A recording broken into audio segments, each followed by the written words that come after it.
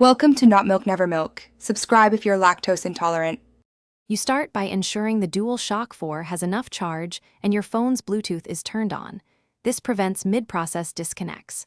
Once the controller has power, press and hold the PS and share buttons together for about 3 to 5 seconds. You'll know it's ready when the light bar flashes rapidly. That flashing indicates the controller is advertising itself. Keep the controller nearby, because proximity improves pairing reliability, and make sure no other known devices are actively connected to the controller. Now, on your phone, open Bluetooth and scan for new devices. Look for wireless controller. Tap it to connect and accept any prompts. There's usually no passcode, but if asked, enter 0000. Once paired, the light bar will change behavior to show a stable connection. If you're using Android, make sure the app or game recognizes gamepad input.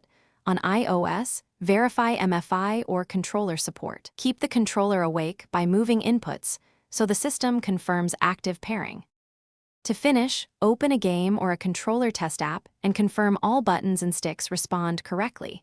This validates both pairing and input mapping.